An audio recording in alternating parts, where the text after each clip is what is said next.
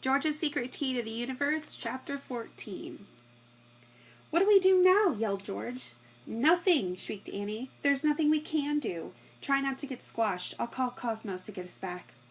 The comet shot through the asteroid with incredible speed. Another large rock hit the comet just in front of them, raining down smaller rocks on their spacesuits and helmets. Through the voice transmitter in his helmet, George heard Annie scream, but suddenly the scream went silent. The noise just stopped, like a radio being switched off. George tried to say something to Annie through the voice transmitter, but she didn't seem to hear him. He turned to look at her. He could see she was trying to speak to him from inside the glass space helmet, but he couldn't hear anything she was saying. He shouted as loudly as he could, "Annie, get us home! Get us home!" But it was no use. He could see now that the tiny antenna on her helmet had snapped in half. That must be why he couldn't talk to her. Did this mean she couldn't talk to Cosmos either? Annie was nodding like crazy and holding on to George very tightly. She was trying as hard as she could to summon Cosmos to come and get them both, but the computer wasn't answering. As George feared, the device that linked her both to him and to Cosmos had been broken by rocks raining down on them. They were stuck on a comet, flying through the asteroid storm, and it seemed there was no way out. George tried to call Cosmos himself, but he didn't know how to do it, or whether he had even had the right equipment. He got no reply.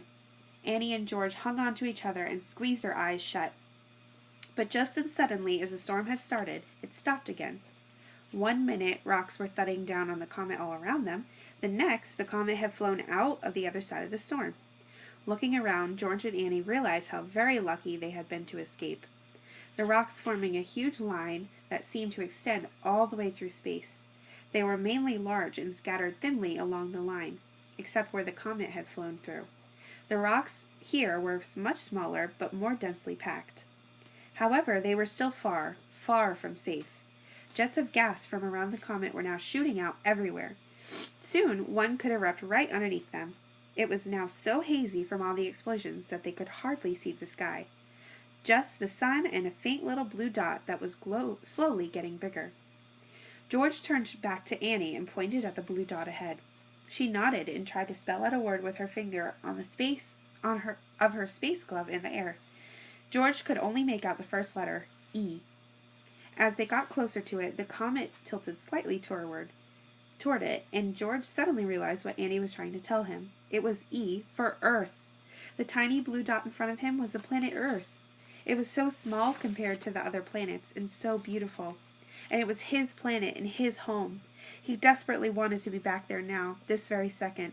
He wrote Cosmos in the air with his space glove, but Annie just shook her head and wrote the word No with her finger.